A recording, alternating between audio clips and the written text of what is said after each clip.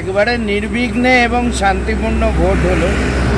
সেখানে আপনি আইএসএফ থেকে প্রতিদ্বন্দ্বিতা করলেন আইএসএফের হয়ে, তো কতটা ভোট আপনি টানতে পেরেছেন বলে মনে হলো? প্রথমেই আমি আপনাদের চ্যানেলের মাধ্যমে নির্বাচন কমিশনকে ধন্যবাদ জানাবো। তারা সুষ্ঠুভাবে এই ভোটটা পরিচালনা করার জন্য বহুদিন পর পশ্চিমবঙ্গে এই আমাদের বিশেষ করে শ্রীরামপুর লোকসভা কেন্দ্রে এত সুষ্ঠুভাবে ভোট হলো। কিছু কিছু জায়গায় শাসক দল সন্ত্রাস করার চেষ্টা করেছিল, কিন্তু কুইক রেসপন্স টিম যেভাবে রেসপন্স করেছে সত্যিকারে খুব ধন্যবাদ পাওয়ার যোগ্য। আমি আবারও ধন্যবাদ জানাচ্ছি। আর আপনারা বলছেন ভোট কতটা পাবেন সেটা নয়, আমরা জেতার ব্যাপারে যথেষ্ট আশাবাদী। আমাদেরকে বিভিন্ন বড় মিডিয়া আমাদেরকে হাইলাইট করেনি, কিন্তু সাধারণ মানুষ 4 তারিখে বুঝিয়ে দেবে। আজকে বুঝিয়ে দিয়েছে, 4 তারিখে আপনি দেখতে পাবেন যে সাধারণ মানুষ কীভাবে আমাদের সাথে আছে। আমরা জেতার ব্যাপারে যথেষ্ট আশাবাদী আছি। গত 2-3 দিন আগে বাঁকড়ার জনসভা কি কোনো ইঙ্গিত দিল? অবশ্যই। বাঁকড়া যে 24 বছর ধরে বাঁকড়াতে কোনোরকমভাবে কোনো সভা সমিতি কোনো বিরোধী দল করতে পারেনি। আইএসএফ প্রথম এত বাধা বিঘ্ন সমেত এত মানে রক্তচক্ষুকে উপেক্ষা করে মানুষের স্বতঃস্ফূর্ততায় যে সভাটা করেছে, সেই সভা বাঁকড়া তথা ডোমজুট বিধানসভার এবং সেই সঙ্গে শ্রীরামপুর লোকসভায় একটা বিশেষভাবে আলোকপাত করেছে। এবং আগামী 4 তারিখে আমরা বুঝতে পারবো এর ফলটা সঠিক কী ফল আছে সেটা আমরা জানতে পারবো 4 তারিখে। এবং সেখানে আপনি আশাবাদী যথেষ্ট? অবশ্যই। কত ভোটের হতে পারে, মানে মার্জিন কতটা আসতে পারে? মার্জিনটা আমি এখানে বলতে পারবো না, কারণ এটা তবে আমি জেতার ব্যাপারে যথেষ্ট আশাবাদী। মার্জিনটা আমি ওইভাবে অ্যাজামশন করি না, কারণ আমার সেই সময়টা আমি পাইনি ক্যালকুলেশন করার মতো।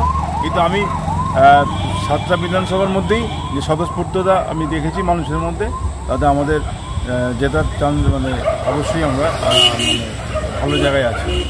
এবং এই ভোটটা কি যেটা আপনি পাবেন সেটা নওশাদ সিদ্দিকীকে দেখেই?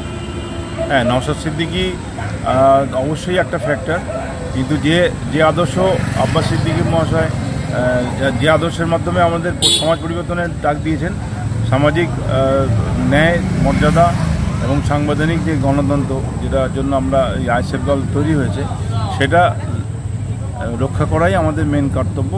যদি আমরা বিজয়ী হই, তা সেই বিষয়গুলো আমরা আমাদের সমাজে ইমপ্লিমেন্ট করার চেষ্টা করব।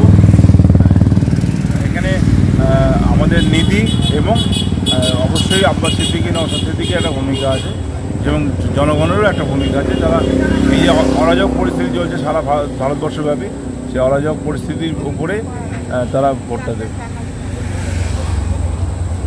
এবং আপনি যদি জিতে আসেন তাহলে সেক্ষেত্রে আপনার ফার্স্ট প্রায়োরিটি কী হবে? আমি এর আগেই বলেছি, যদি আমরা জিততে পারি তো আমাদের বিশেষ করে আমাদের শ্রীরামপুর লোকসভা কেন্দ্রে যে সংখ্যালঘু এবং দলিত আদিবাসী এলাকাগুলো আছে, সেখানে শিক্ষার পরিকাঠামো বলে কিছু নেই। আমরা আধুনিক যে শিক্ষা যে প্ল্যাটফর্ম, প্রত্যেকটা প্রাথমিক বিদ্যালয়কে আমরা অত্যাধুনিক করব, অডিও ভিজুয়াল সিস্টেম করব এবং প্রতিটা বাচ্চাকে উইথ টাইট শুটেড বুটেডভাবে আমরা স্কুলে নিয়ে আসবো। আর দ্বিতীয় কথা হচ্ছে, আমাদের স্বাস্থ্য বিষয়টা আছে, সেটা আমাদের ওয়েস্ট বেঙ্গল সরকারের দৌলতে একেবারে তলানিতে পৌঁছেছে।